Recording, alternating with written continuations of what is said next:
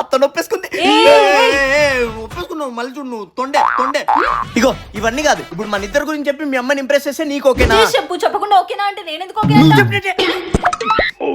నువ్వు చెప్పినట్టే మీ అమ్మ ముందు గట్టి ఖర్చుకుంటూ ప్రపోజ్ చేయమంటే చేసా, ఇప్పుడు వచ్చి రిప్లై లేదు. రిప్లై రావాలి అన్న మా అమ్మ అప్రూవల్ కావాలి కదా. అదే ఆ అప్రూవల్ కావాలంటే మీ అమ్మని ఇంప్రెస్ చేయాలి.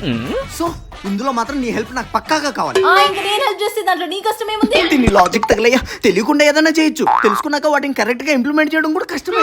ఆ కష్టం ఏదో నేనే పడతా, నువ్వు కొంచెం ఎలా ఇంప్రెస్ చేయాలో చెప్పు ప్లీజ్. సరే, మా అమ్మ ఫ్రైడే క్లాస్ తీసుకోకుండా మహిషాసురమర్దిని అనే నాట్యం ప్రాక్టీస్ చేస్తుంది. అయితే ఇప్పటి వరకు అందులో పార్ట్నర్ లేరు, దాంట్లో సపోర్ట్ చేసే వాళ్ళు కూడా లేరు. సో లేదు ఏం లేదు, ఇంకా చింతపండు. చూసుకో మీ అమ్మని ఎలా ఇంప్రెస్ చేస్తాను. దెబ్బకి మన ఇద్దరు ఫోటోలు ఒకటే ఫ్రేమ్ లో మీ ఇంట్లో తగిలిస్తారు. ఖాళీ చేసి ఉంచు. ఏంటి వస్తా వస్తా.